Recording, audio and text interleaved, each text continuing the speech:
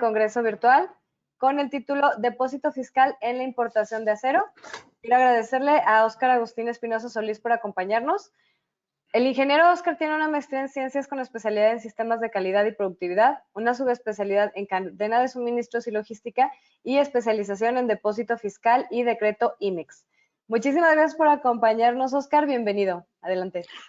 Muchas gracias, Mariana Bonilla, Ángel Espíndola, y pues muchas gracias a la CONADIAC por la invitación y por la oportunidad de presentarles brevemente las bondades y algunos detalles técnicos de este régimen aduanero en el marco del tercer Congreso Virtual CONADIAC.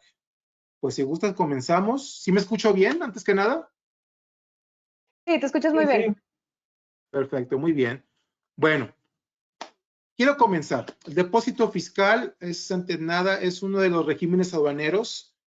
Como tal, es un régimen aduanero de tanto de importación como de exportación. Sin embargo, en la práctica, se usa el 99.9% de las veces para la importación. Realmente es muy exótico el depósito fiscal para la exportación. Es un tema que no vale la pena discutir. Así que nos vamos a enfocar en lo que es la importación para el régimen de depósito fiscal. Y dado el marco de este Congreso, pues vamos a ver qué beneficios tiene particularmente este régimen aduanero para el sector acerero, porque puede usarse para cualquier tipo de mercancía o casi cualquier tipo de mercancía. Y antes de entrar de lleno a este tema, les quería comentar, el régimen de depósito fiscal es operado principalmente, bajo ciertas excepciones, por los almacenes generales de depósito. Los almacenes o las almacenadoras, como se les dice coloquialmente, pues son entidades privadas, pero reguladas primordialmente no por la Aduana de México ni el SAT. Nuestro principal órgano regulador es la Comisión Nacional Bancaria y de Valores.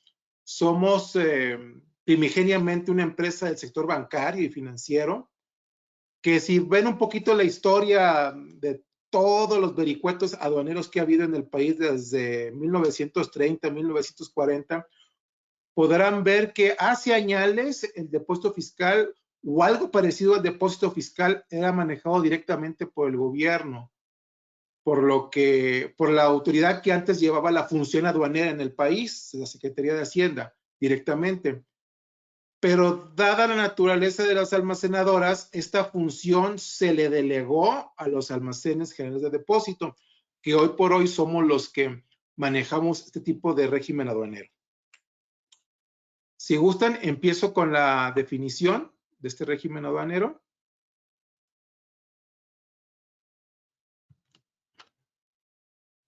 Acabo de cambiar de hoja. ¿Sí se ve la segunda página? Sí. Perfecto, muy bien. Muy bien, perfecto. Es que de repente se queda congelado y me da gusto saber de que se puede ver lo que yo estoy viendo. Bueno, básicamente el régimen de depósito fiscal como régimen aduanero lo van a empezar a ver a partir del artículo 119 de la ley aduanera. Ahí viene un poquito la definición, quién lo puede operar, reglas muy básicas del depósito fiscal. Y básicamente es el régimen que consiste en el almacenamiento de mercancías de procedencia extranjera o nacional en almacenes generales de depósito que puedan prestar el servicio en los términos de la Ley General de Organizaciones y Actividades Auxiliares del Crédito. Esta ley que menciona la propia ley aduanera, quizá para algunos es una ley exótica, no es muy común que digamos, pero precisamente viene siendo como nuestra ley orgánica de las almacenadoras, de las OFOLES reguladas, que ya casi no hay, de las uniones de crédito, de las casas de cambio, por ejemplo. Formamos parte de esa gran familia de las organizaciones auxiliares del crédito y precisamente en el artículo 19 de la ley aduanera abre el preámbulo diciendo que somos precisamente las almacenadoras las que llevamos a cabo este régimen aduanero. Pero adicional a tener la concesión como almacén general de depósito, necesitamos una segunda concesión o autorización por parte de la Aduana de México para operar el depósito fiscal, ¿sí? El régimen de depósito fiscal, pues, se efectúa una vez determinados los impuestos al comercio exterior, así como las cuotas compensatorias, pero sin el pago de las mismas.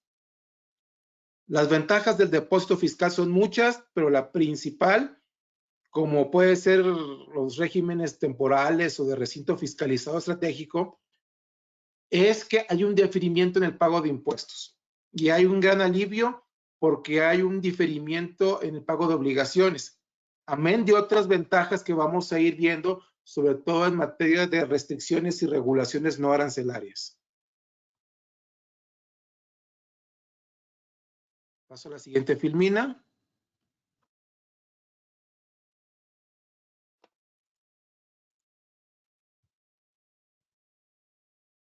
Listo. Les voy a enumerar algunas de las ventajas del depósito fiscal. El principal, como lo dije, es el diferir el pago de impuestos al comercio exterior, el DTA, las cuotas compensatorias, el IGI, el IVA al comercio exterior y precisamente las extracciones, es decir, cuando sale la mercancía del depósito fiscal, se puede llevar a cabo en parcialidades. Es decir, que de un pedimento de ingreso al depósito fiscal que tiene la clave A4, se pueden sacar N pedimentos de extracción. Y es precisamente hasta la extracción cuando en su caso, algunos casos sí y algunos no, es cuando se pagarían los impuestos. Quiero mencionar algo muy importante también, una gran ventaja del depósito fiscal que no tiene ciertas, o no tiene los CIMEX de forma generalizada, es que en el depósito fiscal tampoco hay pago de cuotas compensatorias, ya que sucede que de repente la Secretaría de Economía incluye las cuotas compensatorias con independencia de que si la empresa tiene la certificación o acreditación IMEX no la tenga. El depósito fiscal está exento de cuotas compensatorias y siempre está exento del pago del IVA. Muy importante. Otra ventaja del depósito fiscal, me voy al segundo bullet, es que el importador o el usuario del depósito fiscal tiene la opción, si así lo desea, de retornar la mercancía al extranjero o reexportarla, en este caso, sin el pago de impuestos.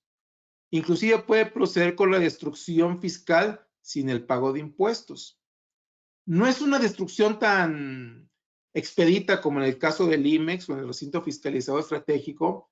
Hay que cubrir ciertos protocolos y hay que hacer oficios de declaración ante la dirección jurídica de la NAM en este caso, para proceder con la destrucción de algún sobrante o un abandono, pero se puede hacer, ¿eh?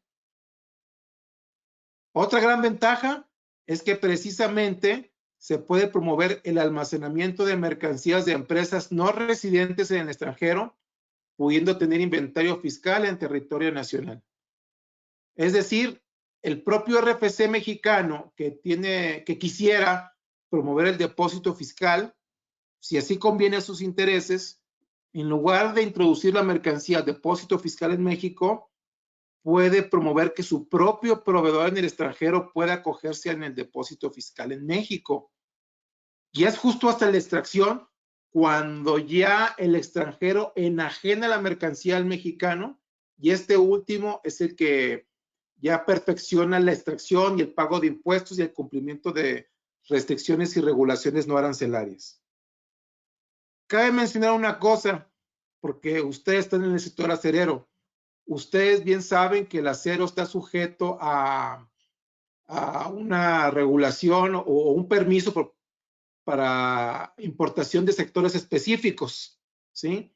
Y uno de los requisitos para estar en el sector en el padrón de sectores específicos para la importación de ciertas fracciones arancelarias de acero es precisamente ser una empresa mexicana, tener un RFC, vaya, en este caso. Por desgracia, por obvias razones, un extranjero no puede tener RFC en México y no puede promover como tal el padrón de sectores específicos de acero. Y por lo tanto, el extranjero no se puede meter en el depósito fiscal como tal directamente, pero para todas aquellas fracciones arancelarias donde no se quiera este requisito de sectores específicos, lo puede hacer sin problema un extranjero, ¿eh? Pero ojo, quiero hacer una observación. Con independencia de ello, siempre el mexicano, el RFC mexicano puede cogerse directamente el beneficio del depósito fiscal. Otro beneficio, la posibilidad de elegir el régimen de importación específico, el definitivo que se va a dar, hasta el momento de la salida del almacén en depósito fiscal. Es decir, digamos que el depósito fiscal, la mercancía se queda en el limbo, no hay pago de impuestos, hay ciertas exenciones de regulaciones y restricciones no arancelarias. Al momento que el importador desea sacar la mercancía del depósito fiscal, puede decidir si es importación definitiva, pagando los impuestos al comercio exterior, o si gusta, puede ingresarlo a programas sectoriales como la CIMEX, que es régimen temporal, o a la industria automotriz. Les hago un paréntesis. La industria automotriz utiliza un depósito fiscal hecho a la medida de ellos, que si bien no recuerdo, a fines de la década de los 80 se diseñó y se implementó y se legisló como una variante o una tropicalización del depósito fiscal que utilizamos las almacenadoras. Obviamente que cuando se hace la extracción y pasa una empresa a IMEX, es cuando ya el IMEX tiene que mostrar sus credenciales y tiene que informarnos si cuenta o no cuenta con la certificación IVA-IEPS. Si la cuenta, pues pasa sin el pago de IVA, en este caso, sin el pago de IGI. Pero si no cuenta con la certificación IVA-IEPS, pues tiene la gran ventaja que mientras esté en depósito fiscal no pagan IVA en este caso, y es hasta la extracción cuando paga este impuesto. Para todas aquellas empresas que no cuenten con la certificación IVA-IEPS. Paso a la siguiente filmina, ¿sí? Más ventajas. La estancia legal del material ingresado al depósito fiscal es de 24 meses, lo cual es una gran ventaja porque es un tiempo muy grande, 2 años, digo, realmente nadie con sentido común desea comprar algo en el extranjero para dejarlo más de 2 años en el extranjero. Sentimos que es un tiempo bastante favorable.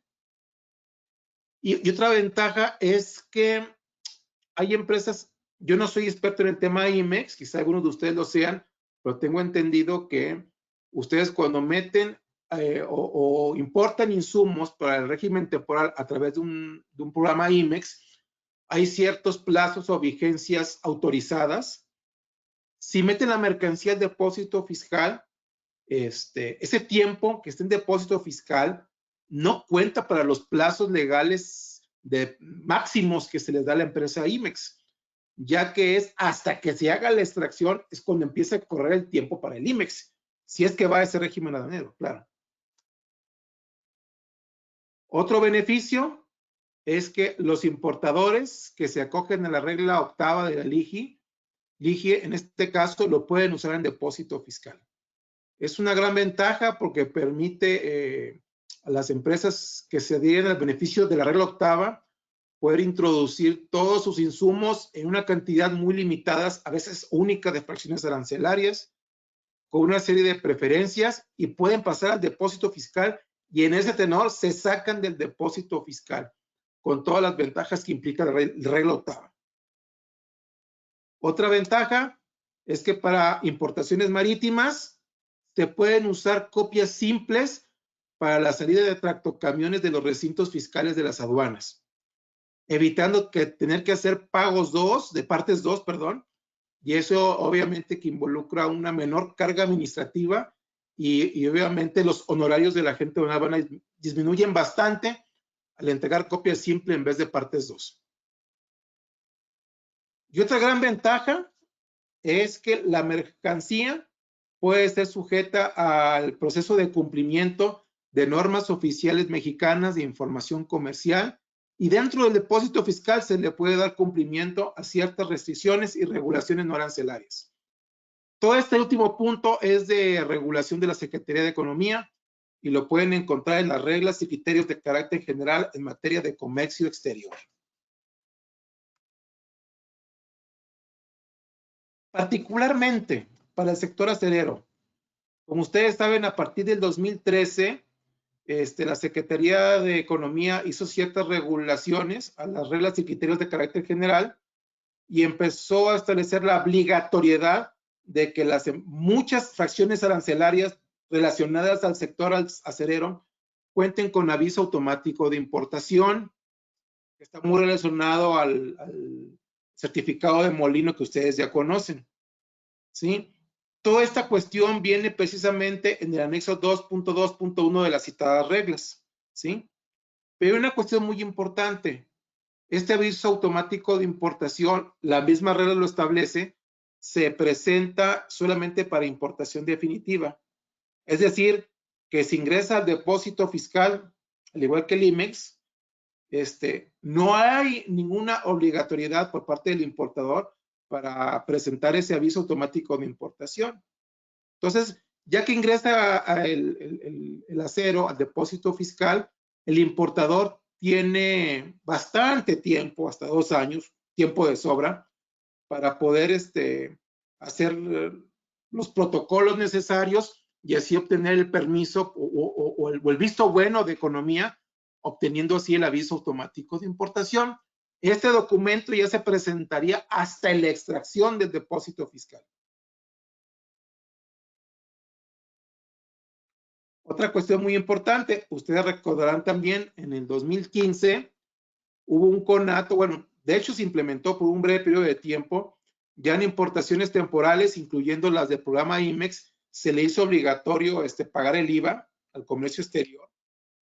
Y a raíz de ciertas observaciones que hizo el sector manufacturero a la Secretaría de Hacienda y al SAT, se optó por que el gobierno emitiera ciertas certificaciones en materia de EI y EPS, con las famosas certificaciones A, AA y AAA en este caso, en la cual ciertas empresas IMEX, bajo ciertos protocolos y requisitos, podrían exentarse el pago de IVA a comercio exterior. A otras empresas IMEX, ya sea porque no cubrían los requisitos o porque no le interesaba, no tienen esa certificación y están obligadas a pagar el IVA al comercio exterior. Pues bien, es muy bien sabido que dada la naturaleza del sector acerero, yo sé que muchas empresas que importan acero tienen programas IMEX. Si tienen la certificación IVA y EPS, muy bien, qué bueno, como quiera ingresa la mercancía al depósito fiscal, no pagan el IVA, ¿sí? Pero si no cuentan con la certificación IVA y EPS, pueden utilizar el depósito fiscal, la mercancía está sin pagar ningún impuesto, eso incluye IVA, y ya cuando se haga la extracción con un pedimento clave E1, es cuando ya el IMEX ya nos dice si cuenta o no con la certificación IVA y EPS, y si en este caso si paga o no paga el IVA, en este caso. Voy a seguir avanzando, espero que quede claro, si no, al final con mucho gusto podemos hacer preguntas, ¿sí? Un tema que les comenté que es muy interesante para las empresas, sobre todo que tienen IMEX, en este caso, o aquellas empresas que se dedican a distribuir acero para la industria automotriz, es que pueden promover que las empresas extranjeras estén acogidas dentro del depósito fiscal, ¿sí? En este caso, les recuerdo que no puede ser una mercancía sujeta al padrón de sectores específicos de importación en este caso, pero el resto de mercancías sí se pueden hacer. Pues es una gran ventaja porque por el preciso acto jurídico de que el inventario sea propiedad de un extranjero, eso involucra que la mercancía estará fuera del balance del RFC mexicano, que a la larga va a enajenar y comprar el acero o las mercancías que se vayan a meter al depósito fiscal. Tener inventarios fuera de balance involucra que posiblemente no tengan pasivos en este caso. Y hay una cosa muy interesante que le gusta mucho a la industria automotriz, sobre todo para importaciones de acero. Ustedes saben que las armadoras de coches, dada su naturaleza, sus múltiples componentes, ellos por política no tienen, trabajan bajo el esquema de just in time, no pueden tener muchos inventarios, le delegan el control de inventarios en gran parte a sus proveedores, ¿sí? Si son proveedores nacionales, bueno, el esquema se simplifica mucho, pero cuando son proveedores extranjeros, muchas veces lo que sucede es que la mercancía ya se encuentra en el depósito fiscal sin el pago de impuestos y luego pasa a la industria automotriz sin el pago de las contribuciones, desde luego, y se puede poner una bodega fiscalizada a escasas cuadras o kilómetros de la armadora de coches, teniendo un stock fiscalizado para con ellos. Y eso pasa mucho porque hay empresas importadoras que no tienen IMEX porque no transforman la mercancía, son meros distribuidores y comercializadores. Eso les da la ventaja que no tienen la necesidad de obtener una concesión a programa IMEX, se pueden acoger al depósito fiscal y le pueden pasar la mercancía directamente a la industria automotriz. Voy a hacer un paréntesis también muy interesante. Les comentaba al principio, la desventaja que tenemos aquí es que para todas aquellas fracciones arancelarias que requieren del padrón de sectores específicos en la importación, no pueden ser acogidas por un extranjero. Sin embargo, en el depósito fiscal y en match con la industria automotriz, manejamos esquemas un poco más complejos, pero que se pueden llevar sin ningún problema, en la cual se puede manejar la mercancía por un proveedor, perdón, con un importador mexicano, un RFC mexicano, para evitar ese problema del padrón de sectores específicos, y luego podemos hacer una reexportación virtual para que vuelva a estar a manos del extranjero, y luego, dicho de ese de paso, ya se le pueda pasar la mercancía a la industria automotriz. Este esquema le ha encantado mucho a las armadoras de coches, porque a nivel contable y en los ojos de la armadora hace compras just in time directamente a un extranjero cuando la mercancía ya pasó algunas semanas o meses dentro de un depósito fiscal a escasos kilómetros de su propia armadora. Este tema es muy interesante. Si tienen algún comentario, con gusto lo vemos en la sección de preguntas o les paso mis datos y con gusto lo atendemos. Bueno, un resumen. ¿Qué pasa en las extracciones?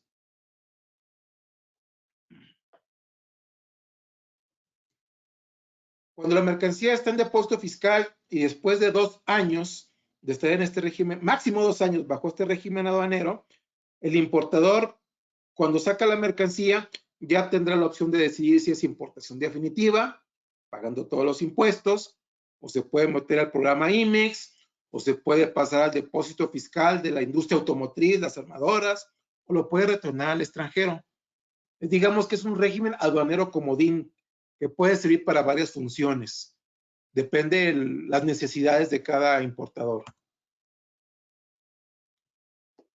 Paso a una segunda parte de esta breve charla, que es la habilitación de las bodegas.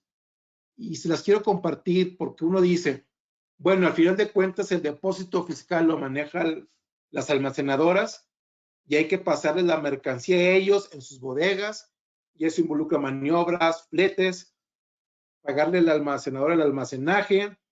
Cuando yo tengo mi planta o mi propio centro de distribución, capacidad suficiente para recibir el acero. Les comento que hay una gran ventaja, que digamos que esta es la joya de la corona del depósito fiscal, es que la misma ley que nos regula primordialmente, que es la Ley General de Organizaciones y Actividades Auxiliares del Crédito, así como la ley aduanera, nos permite hacer habilitaciones. ¿Qué significa eso? Que es la manera mediante la cual las almacenadoras podemos hacer extensiva nuestra concesión como almacén general de depósito para que terceros puedan tener sus propios centros de distribución, sus propias plantas, sus propias instalaciones habilitadas bajo la patente de almacenadora general o de cualquier almacén general de depósito. Esta última es la que promueve directamente el trámite con la aduana de México. Es muy importante porque todo el fronting, todos los requisitos es de la almacenadora, no del importador ni de la planta, ¿sí? Entonces hacen sucursales, todo el fronting lo hace la almacenadora y en un proceso de 3, máximo 4 meses, ya el importador puede tener sus instalaciones habilitadas utilizando la patente de un almacén general de depósito para poder obtener los beneficios del depósito fiscal in situ, en este caso. Y otra cuestión muy interesante es que una vez habilitados, pueden utilizar el de depósito fiscal para sus propias mercancías de importación o para importaciones de terceros. Ustedes como distribuidores de acero seguramente manejan el acero de varios clientes, son como un freight forwarder, un operador logístico, un distribuidor de acero, y pueden habilitarse para depósito fiscal, y ya dentro de este régimen aduanero pueden manejar mercancía de varios clientes al cobijo del depósito fiscal. Vi una parte un poquito técnica, pero es un diagrama, me voy un poquito rápido, con gusto me puedo detener o aclarar cualquier pregunta en la sección de preguntas. Digamos que el depósito fiscal, digamos que tiene tres grandes bloques o fases, digamos. Una aquella que es la habilitación, que es el trámite previo a operar el depósito fiscal, en la cual alguien que tiene instalaciones, que pueden ser propias o rentadas, se acerca con un almacén general de depósito, y este último es el que promueve la autorización con la NAM para obtener el depósito fiscal. Les comentaba que dura 3 o 4 meses. Después hay una segunda fase, ya que está dada la autorización, hay una serie de protocolos para importar o introducir la mercancía en el depósito fiscal, ¿sí?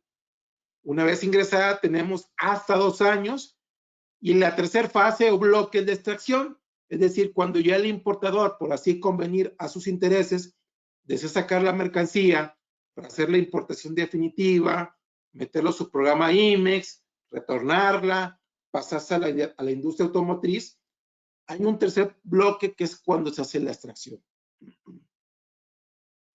Tengo un diagrama muy rápido, se los explico. Primer bloque, que es la habilitación. Hay una solicitud de habilitación que se hace el interesado con el almacén general de depósito. Se perfecciona la habilitación, hay que esperar 3, 4 meses para obtener el permiso por parte de la Aduana de México, ¿sí? Y ya que estamos listos para trabajar, hay un oficio por parte de la aduana en la cual se autoriza el depósito fiscal. Y en este caso, ya que tenemos nuestro primer embarque de acero o cualquier mercancía en aduana, el importador, ¿sí? Le dice a su agente aduanal que le solicite una carta de cupo a la almacenadora. Este término es muy importante, carta de cupo, porque es el documento electrónico mediante el cual el agente aduanal le solicita este documento al almacén general de depósito.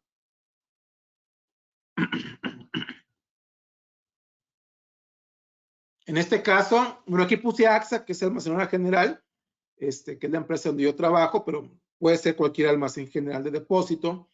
A solicitud del agente aduanal, vía electrónica a través del sistema SAI, le pide al almacén la carta de cupo y este último la emite. Y a través de ese sistema SAI, ya con eso, el agente aduanal realiza el pedimento de importación a depósito fiscal con clave A4, ¿sí? Sin el pago de impuestos y sin el cumplimiento de ciertas regulaciones y restricciones arancelarias que ya vimos anteriormente. Con el pedimento A4 se perfecciona el despacho aduanero, se hace el mecanismo de selección automatizado en aduana, se ponen las firmas de banco, del agente aduanal, y sale la mercancía de la aduana, ¿sí? Hasta llegar al almacén fiscalizado. Llegando al almacén, se hace el recibo físico de la mercancía, ¿sí?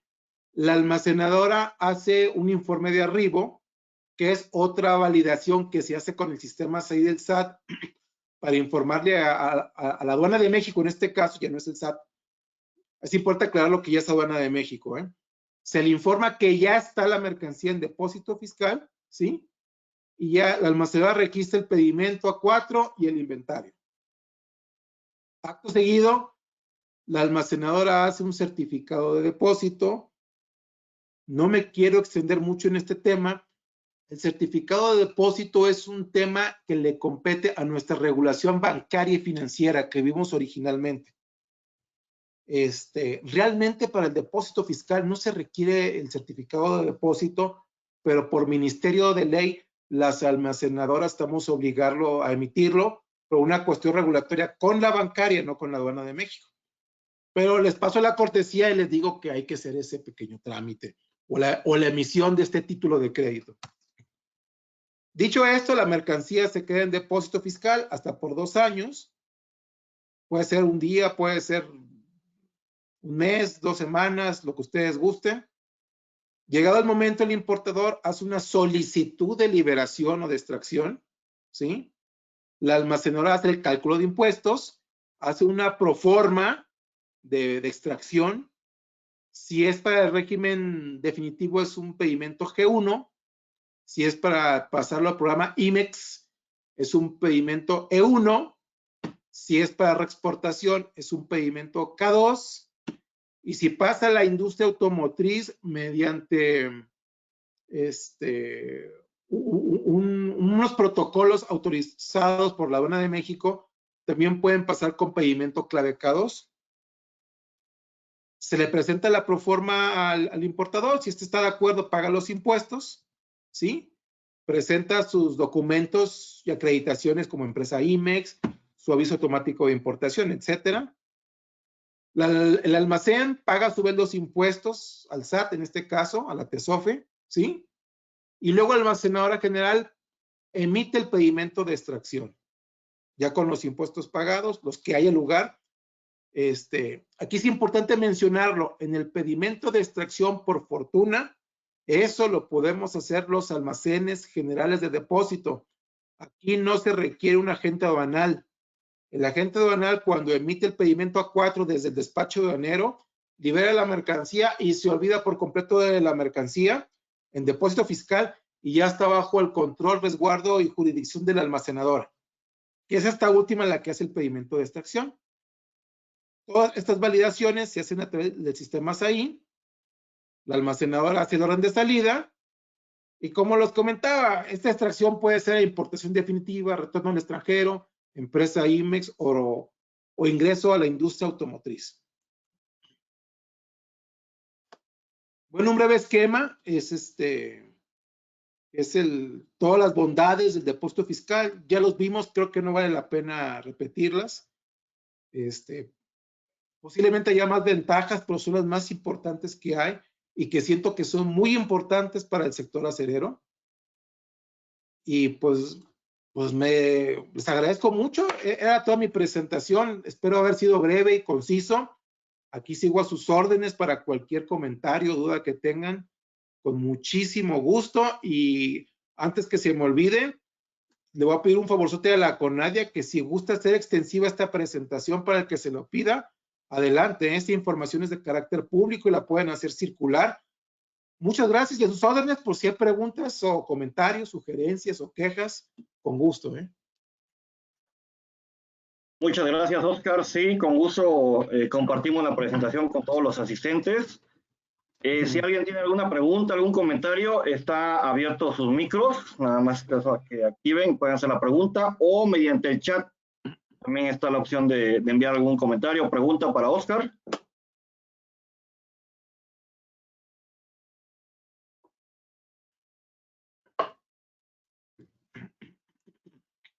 Adelante, Javier.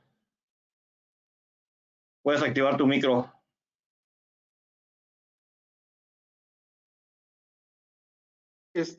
¿Tienen algunas cifras de cuánto representa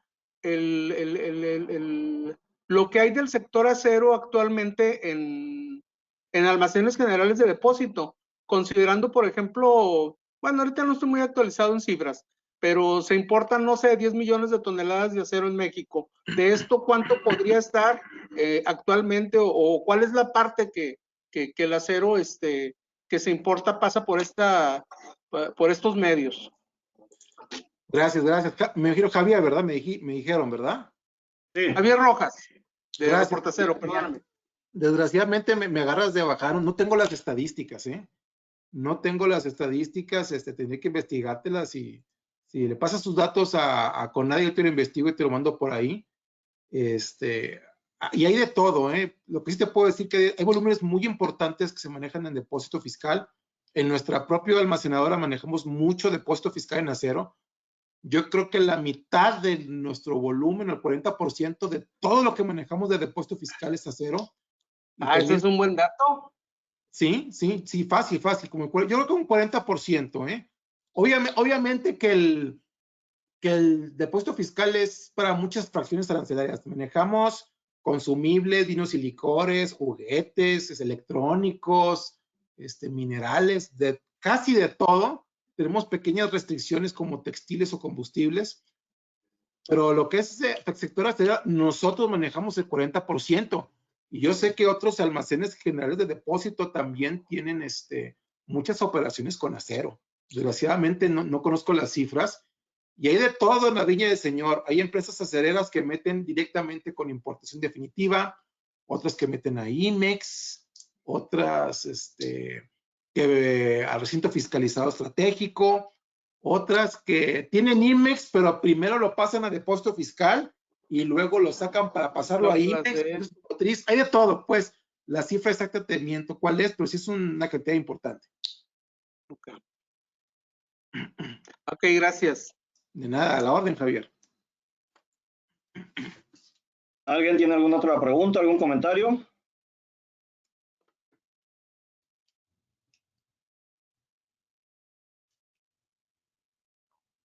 No, pues parece que no, Oscar. Bien, pues entonces queremos agradecerte, Oscar, tu participación en el tercer congreso de CONADIAC. Gracias por toda la información, los comentarios aportados. A nombre de todo el equipo de CONADIAC, Mariana Bonilla, Adriana Orozco, un servidor Ángel Espíndola y del presidente Roberto Gutiérrez, queremos agradecerle a todos los socios su participación en este tercer congreso virtual de CONADIAC en la edición 2022. Esta es la última conferencia del congreso, esperamos que hayan sido de interés y que sean de utilidad toda la información que se les ha proporcionado. En breve les estaremos enviando ahí algunos correos donde vamos a poder compartir las presentaciones, todos los videos de las sesiones en nuestro canal de YouTube para que la puedan revisar ahí con calma si tienen alguna duda. Sobre Oscar, si tienen algún comentario, alguna otra duda, con gusto le podemos pasar sus datos para que lo puedan contactar directamente. Muchas gracias a todos. Excelente tarde. Gracias a CONADIAC y saludos a todos a sus órdenes. Bonito día. Gracias, Oscar. Igualmente, saludos.